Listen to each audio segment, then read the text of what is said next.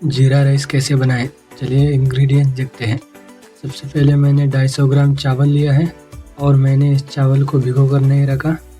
और उसके बाद 3 हरी मिर्च, 1 कप धनिया, 1 इंच अदरक और 2 टेबलस्पून जीरा, 2 तेज पत्ता, 2 दालचीनी, 3 हरी इलायची और 1 काली इलायची, 2 टेबलस्पून घी और आपके स्वाद अनुसार नमक।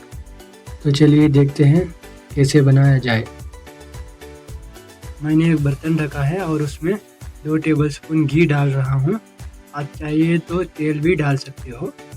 और इसमें तेज पत्ता, दालचीनी, हरी इलायची और काली इलायची डाल रहा हूँ। आप चाहिए तो इस रेसिपी को कुकर में भी बना सकते हो। अगर आप कुकर में बनाएंगे तो 2 विजिल कर लो। अब इसमें हरी मिर्च, अदरक और जीरा डाल रहा हूँ। ये सब थोड़ी देर फ्राई करने के बाद चावल डाल रहा हूँ। चावल को मैंने सिर्फ धोकर रखा है, भिगो कर नहीं रखा।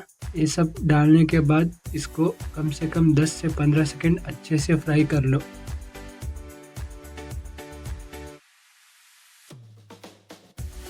चावल को घी में अच्छे से फ्राई कर लेने के बाद अब इसमें पानी डाल रहा हूँ। मैंने इस गिलास से 1 गिलास चावल लिया था, इसलिए यही गिलास से 2 गिलास पानी डाल रहा हूँ। आप अपने हिसाब से डाल लो और अपने स्वाद अनुसार नमक और धनिया डालकर इसको अच्छे से मिला लो। इसको अच्छे से मिक्स करके और इसके ऊपर एक ढक्कन लगाकर अच्छे से उबालने के लिए छोड़ दो। अब ये अच्छे से उबल चुका है और पानी भी कम हो चुका है।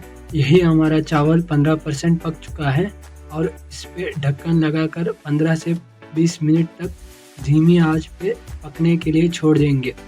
अगर आप कुकर में कर रहे हो तो 2 विजिल कर लो। अब मैं इसको खोल रहा हूँ। मेरे ख्याल से ये पूरा बन चुका है। देखिए कितनी अच्छी तरीके से बनकर तैयार हो चुका है हमारे जीरा राइस।